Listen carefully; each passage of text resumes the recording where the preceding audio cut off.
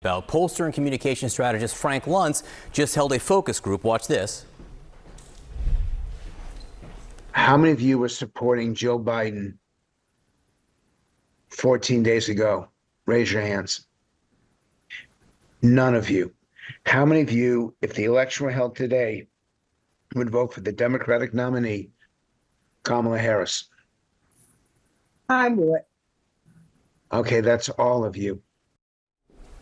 None of you to all of you. And Frank Luntz is with us now. Frank, so thank you so much for being with us. Let me just ask you, if the election were held today, who would win?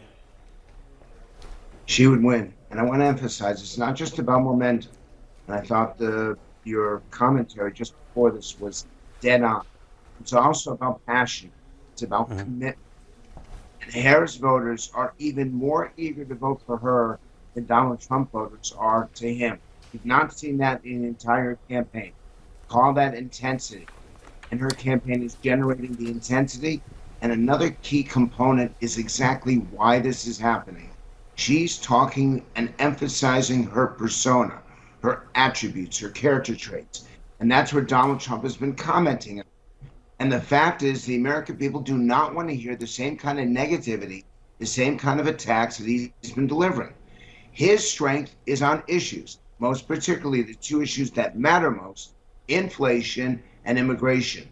But instead of speaking about those two issues and talking about the failures of the Biden administration, he's been making these personal attacks, and it's frankly turning the voters off that he needs to reach. Now, I want to emphasize one more thing. Hang on, Frank. I want to actually break down some of the things you just said there into pieces. And before we get that, though, again, if the election were held today, you say that Harris would win. If the election were held 4 weeks ago, who would win? Who would have won? Donald Trump would have won, and I was very careful when I said it. And the reason why, threefold. Number one, he's winning those three states, Pennsylvania, Michigan, Wisconsin. Number two, he had the intensity, so he'd have done actually 1% better than his polling showed. And number three, frankly, he was on the issues that people cared about. Let's talk about the Harris side for a second, because you talk about the excitement and enthusiasm. One of the things that she and her running mate are leaning into is this idea of joy. How does joy rate in your focus groups? Is there anything you can see where that's having an impact? It's not joy. It's the absence of meanness. And I want to be specific about this. It's not that she's so energetic and so, which is part of it. The people in the focus groups appreciate that. It's that they've stopped appreciating the same kind of attacks again and again, year after year, that Donald Trump delivers. Frankly, and now let me upset everyone here, it's not that she's winning this campaign, it's that Donald Trump is losing the campaign. And I'm starting to wonder, how does he not see this? How does he not see the polling decline that he's had? How did he not read and understand that people were fed up with a 93-minute convention speech that was really great for the first 30 minutes and got really awful at the end? We are different people than we were when he was first elected. We are a different country in 2024 than we were in 2016. And I don't think that he understands it. Last point, I don't think it's his campaign, because I see the stuff that they put out.